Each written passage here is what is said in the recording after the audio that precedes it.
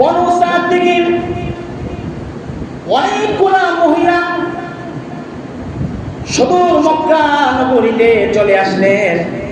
চলে আসার পরে বিভিন্ন সুন্দর সুন্দর ধনী ধনী মানুষের সন্তান গোনা নিয়ে যায়।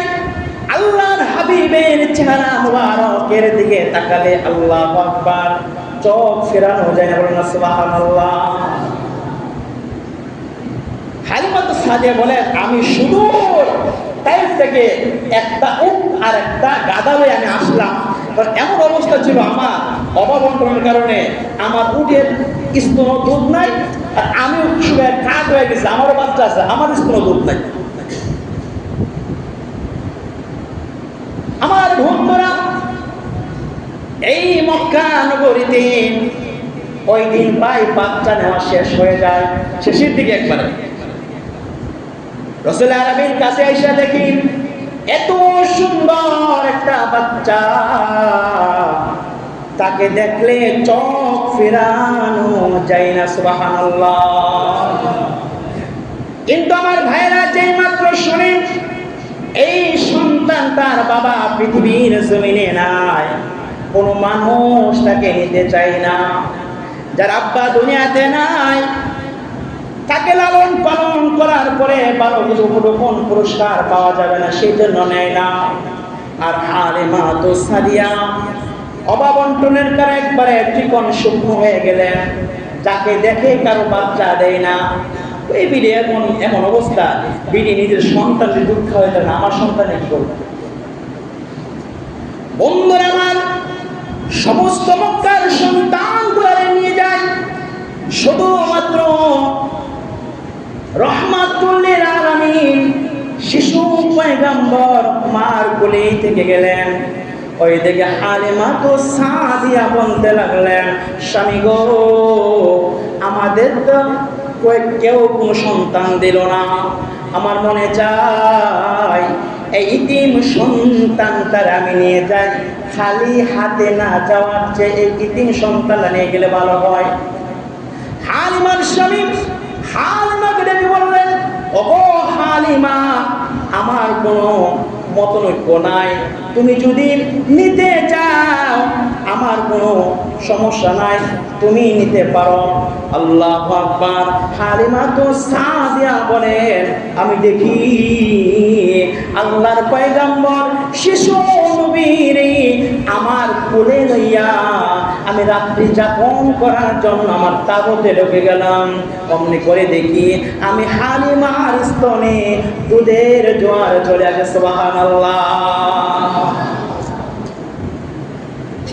বন্ধুরা আমার, শুধু তা না, হালিমাতু সাদিয়া বলেন, আমি দেখি আমরা যে সওয়ারি গোলা দিয়া বনু সাদ অঞ্চল থেকে তায়েফ টপকায়া আমরা মক্কাতে আসলাম, যে জীর্ণ শীর্ণ সওয়ারি গোলা ছিল, মানুষগুলো আমার প্রতি বিরক্ত হয়ে গিয়েছিল। তাড়াতাড়ি আসো, তাড়াতাড়ি আসো, তোমার জন্য আমরা পিছনে পড়ে গেছি, দুর্বল গাদা। কিন্তু হালিমাতু সাদিয়া বলেন, যেই মাত্র আমার কোলে শিশু নবী চলে আসলো, আমি দেখি আমার অস্থির ওড়নের মধ্যে আমার অস্থির ওড়নের মধ্যে একবারে দুধে ভরপুর হয়ে গেল। সুবহানাল্লাহ। বন্ধুরা আমার, অমনি করে হালিমাতু সাদিয়ার স্বামী ওই অস্থির ওড়ন থেকে দুধন করে আনলেন। হালিমা বলেন, এ দুনিয়ার মানুষ শোনো, আমি দেখি এত পরিমাণ দুধ আনলো, আমরা অনেক মাস পরে এত দুধ পাইয়া পরিতৃপ্তি করে খাইয়া সুন্দর সাবলীল ভাবে ঘুমালাম।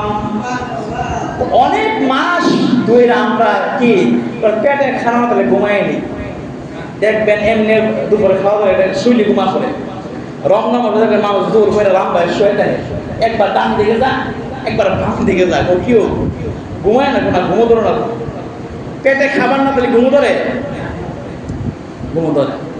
হালিমাতু সাদিয়া বলেন, আল্লাহর হাবিব যখন আমার ঘরে আসলো, আমার কোলে আসলো।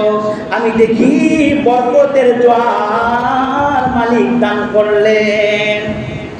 আমার পানের বাইরা যখন সকাল হয়ে যায়, হালিমাতুস সাদিয়া সমস্ত আসবাবপত্র লইয়া তার কাফেলার সাথে রওনা করলেন। আল্লাহু আকবার, উটের উপরে উঠলেন। হালিমা বলেন, আল্লাহু আকবার, আমি দেখি আমার ওই দুর্বল উষ্টিয়ার গাদাটা সবার আগে চলন শুরু করে দিয়েছে। আমার গোত্রের লোকরা বলল, ওগো হালিমা, তুমি যে সোয়ারিটা দিয়া আমাদের সঙ্গে মক্কা দাবিত হয়েছিলা, ওই সোয়ারি কি এগুলা নাকি? হালিমা বলেন, মানুষেরা রে, আমার পূর্বের সোয়ারি গুলা এগুলা। আমার বন্ধুরা, অষ্টিটা বুঝাইতে চাই, যে নবী আমার মধ্যে আসছে, আমার উপরে সওয়ারি হয়েছে, আমি কোনদিন ভাবি নাই আমার উপরে আখিরি জামানার পয়গম্বর আমার উপরে সওয়ারি হবে। আল্লাহু আকবার। ও বলে, আমি মরবো না পড়বো কিছু বুঝি না, আমি সবার যে আগে লাফায়া লাফায়া ছুটতে লাগলাম। অবশেষে তারা বন সাদ অঞ্চলে চলে গেল। হালিমাতুস সাদিয়া, আল্লাহু আকবার, যেই মাত্র আমি আমার ঘরে প্রবেশ করলাম, গর্ব পূর্বে করছি যে তারা কি এত অভাবনটন দেখা দিচ্ছে, দুর্ভিক্ষ, মানে খাবার কোনো বস্তু নাই, খুবই অবস্থা খারাপ ছিল। এমন অবস্থায় হালিমাতুস সাদিয়া বলেন, পুরো এলাকার অবস্থা খুব নাজুক এক অবস্থা হয়ে আছে। আল্লাহর হাবিব আমার ঘরে যখন প্রবেশ করলেন, আমি দেখি আমার দুধের ওই বকরি গুলার উলান গুলা দুধে ভরপুর হয়ে যায়। বকরি স্তনগুলা সুগন্ধ একটু শুকনো ছিল। আমার হাবিব যখন আমার ঘরে প্রবেশ করলেন, দেখলাম আল্লাহু আকবার, আমার শুকনো বকরি তরতাজা হয়ে গেছে, সতেজ হয়ে গেছে, আর তাদের স্তনের মধ্যে দুধের জোয়ার চলে আসছে। এমনি করে বরকতপূর্ণ একটা ঘর আমার হয়ে যায়। ওই তায়েফের লোকেরা, বন সাদ অঞ্চলের লোকেরা বলতে লাগলো, রাহালারা রে, হালিমাতুস সাদিয়ার বকরিগুলা যেইখান থেকে ঘাস খায়, যেইখান থেকে আহার করে, তোমরা আমাদের বকরিগুলা সেইখান থেকে আহার করাইবা। আল্লাহু আকবার। সমস্ত কাজগুলা সেইখান থেকে করা হয়, কিন্তু সমস্ত বকরিগুলা স্তন খালি হয়ে আছে, পেটগুলা হাল হয়ে আছে, পেট ভরে না।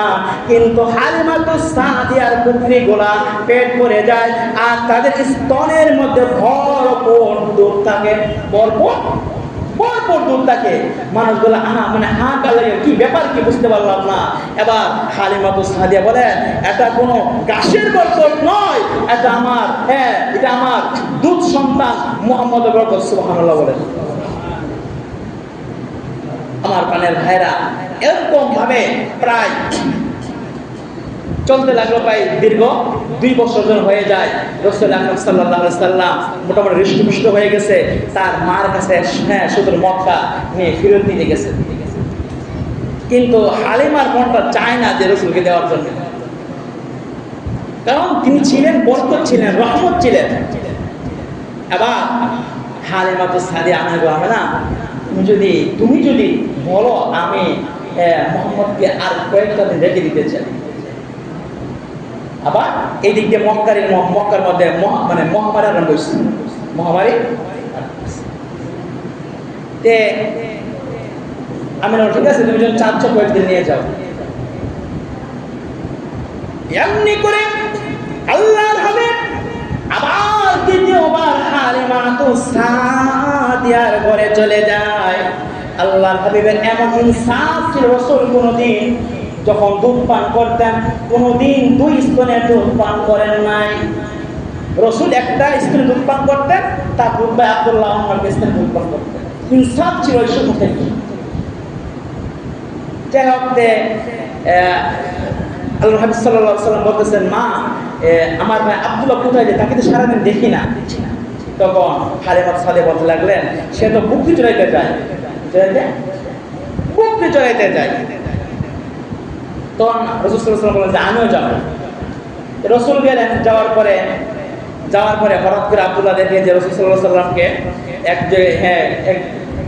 কয়েকজন সাদা পোশাক পরিহিত লোক আইসা রাসূলকে মাটির মধ্যে শোয়া চাকু দিয়া বুক থেকে একবার নাভি বন্ধ একবারে ওপেন হার্ট সার্জারি যেটা বলা ওপেন হার্ট সার্জারি আছে না, যেমন করে এমন সিরা ফেলাইছে, ফালায়া তাকে এটারে মনে করেন ভিতরে কি যে ভাব করছে, মানে সেরা বলতে হবে আব্দুল্লাহ দুইরা করে যাবা গিয়ে দেখি আমার বুক বেড়ে জমিনের মধ্যে ফালায়া বুক সিরা লাইছে একবারে চিরা, এটার ভিতর থেকে কি যে বাইর করলো বলছিলেন এর অবস্থা কি হয়েছে। হালিমাতুস সাদিয়া ধৌরায়া তার স্বামী লইয়া সেইখানে গেলেন, গিয়ে দেখেন নবীজি সুন্দর সাবলীল ভাবে বসে আছেন, যেমন বোঝাটা ভয় পাইছে এমন তাদের বোঝা যাচ্ছে। রাসূলকে ঘরে নিয়ে আসলেন, গিয়ে বল আনলেন, বল কি হলো তোমার, ও এই অবস্থা আমার। সাদা পোশাক পরা হয়তো লোক এসে কি করলো আমারে বক্ষবিদীর্ণ করলো, যেটা বলে সিনা চাক বলা হয়, এরকম রাসূল সাল্লাল্লাহু আলাইহি ওয়াসাল্লামের কয়েক করে 3 থেকে 4 বার হয়েছে। এবার তো হালিমা বই পেয়ে গেলেন, তখন আবার দৌড়ায় মক্কা লয়ে গেলেন, আমি আর তোমার সাথে রাখতেছি না, তুমি নিয়ে যাও। আমি না বলতেছি কি ব্যাপার, এ তো অনুবিধি করে নিলা, আবার ওকে দ্রুত দিয়ে যাচ্ছ।